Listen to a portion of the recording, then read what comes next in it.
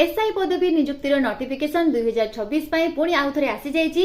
एथिरे तुमर बहुत भल दरमा रही। ऑनलाइन माध्यम रे अप्लाई करि पारिबो, किपरि भाबरे अप्लाई करिवो, कोन कोन सब एथिरे डॉक्यूमेंट्स दरकार अछि, कोन सब क्वालिफिकेशन अछि, से सब विषय रे हमें डिस्कशन करिबा। सेते पर्यंत वीडियोटी को शेष पर्यंत देख। एई नोटिफिकेशन टी तमर एसएसबी माने सर्विस सिलेक्शन बोर्ड तरफ आसी अछि।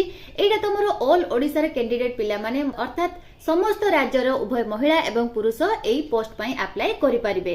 तो एटा तमर प्योरली परमानेंट गवर्नमेंट जॉब रहिछि, बहुत भलो जॉब रहिछि, एथिरे भलो सैलरी मध्ये रहिछि। तमर स्टार्टिंग सैलरी एथिरे 35,400 माने एटा तमर बेसिक सैलरी रहइबो। बहुत भलो दरमा एथिरे तमर रहिछि 35,400 रु 1,12,400 टंका पर्यंत तमर सैलरी पाई पारिबो। ए देखो तमर नोटिफिकेशन टी 21/3/2026 रे रिलीज हेछि। तो एटा तमर प्योरली सेंट्रल गवर्नमेंट जॉब रहिछि। को पोस्ट पई तमर एटा आसीछि ना पोस्ट ऑफ सब इंस्पेक्टर माने स्टाफ नर्स पई, आउ सब इंस्पेक्टर पायोनियर एवं सब इंस्पेक्टर कम्युनिकेशन एथिरे तमर एसएसबी तरफ रु ए पोस्ट गुडी को सब आसी अछि। जेमिति कि मु कहिथिली एटा तमर सेंट्रल गवर्नमेंट जॉब रहिछि। Government of India ministry of home affairs तरफ रु ए नोटिफिकेशन टी तमर जारी हेछि। एबे देखिबा तमर एथिरे कोन कोन सब पोस्ट गुडी को रहिछि आसा देखिबा।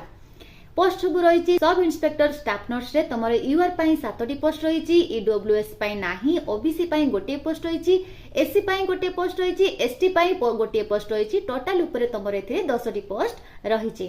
तापर देखिबा सब इंस्पेक्टर माने पायोनियर पई जो पोस्ट रही तमर यूआर पई रही 12टी, ईडब्ल्यूएस पई रही गोटे, ओबीसी पई रही 3टी पोस्ट, एससी पई रही 3टी पोस्ट, एसटी पई रही 2टी पोस्ट। टोटल ऊपर तमर एथिरे 21टी पोस्ट रही।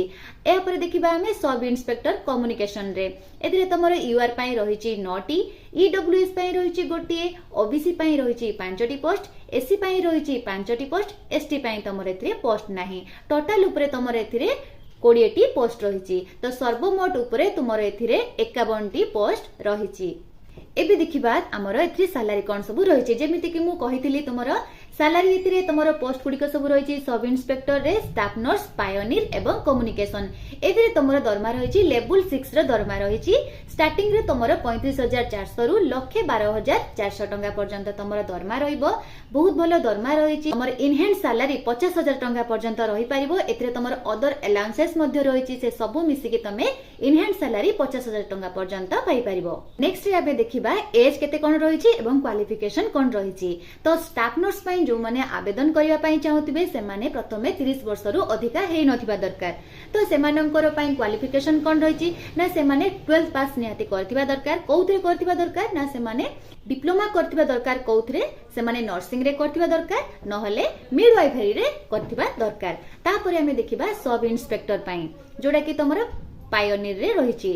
सेटा तमर एज रही से भली भाबरे 30 वर्ष रु अधिका हेइ नथिबा दरकार। सेमानको पई कोन क्वालिफिकेशन रही ना क्वालिफिकेशन रही से माने बैचलर डिग्री कंप्लीट करथिबा दरकार। कोउथरे कंप्लीट करथिबा दरकार सिविल इंजीनियरिंग रे से माने बैचलर डिग्री कंप्लीट करथिबा दरकार। नेक्स्ट तमर कोन रही ना सब इंस्पेक्टर जोटा कि तमर कम्युनिकेशन रे रही ता पई भी तमर सेही भली भाबरे 30 वर्ष रु अधिका हेइ नथिबा दरकार।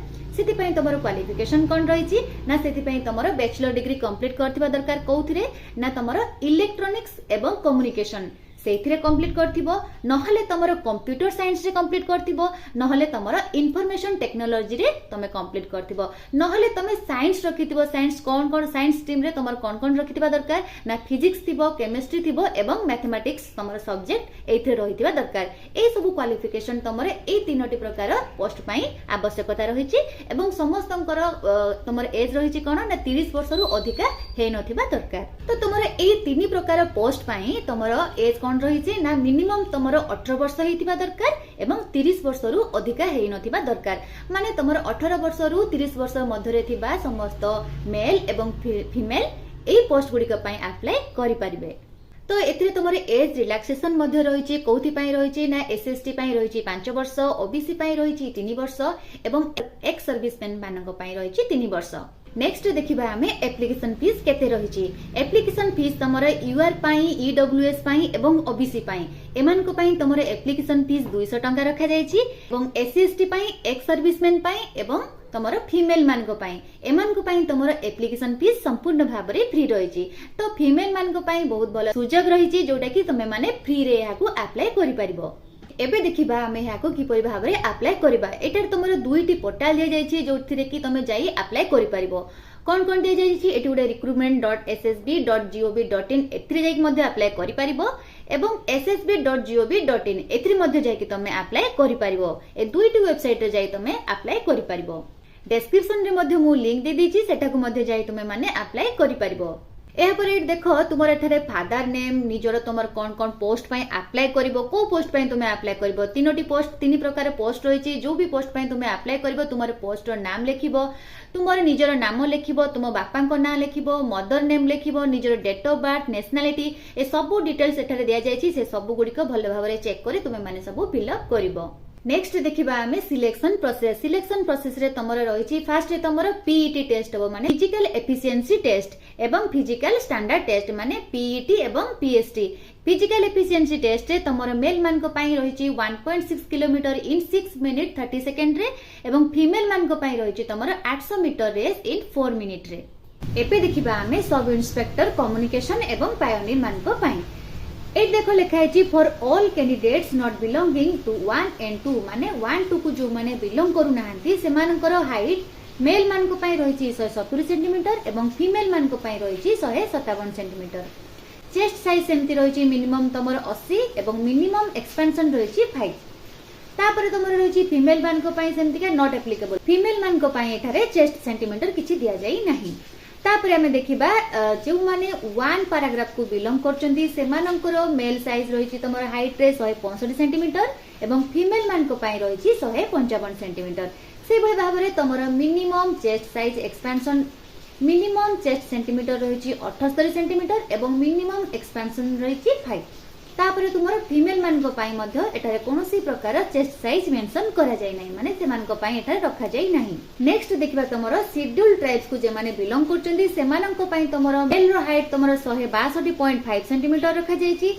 तापर तमर फीमेल मान को पई 150 सेंटीमीटर रखा जायछि। या पर तमर चेस्ट साइज मिनिमम रहिछि मेल मानकर 76 सेंटीमीटर एवं मिनिमम एक्सपेंशन तमर 5 रखा जायछि। फीमेल मान को पई चेस्ट साइज किछि रखा जाय नाही। एहा परे तमर सब इंस्पेक्टर स्टाफ नर्स पई जो माने अप्लाई करबा पई चाहजो से माने को पई मध्ये तमर हाइट चेस्ट सब दिया जायछि सेटा को जाय कि भल भाबरे चेक करि परिबो नहले मु डिस्क्रिप्शन रे लिंक दे देछि सेटा को जाय मध्ये भल भाबरे चेक करि परिबो।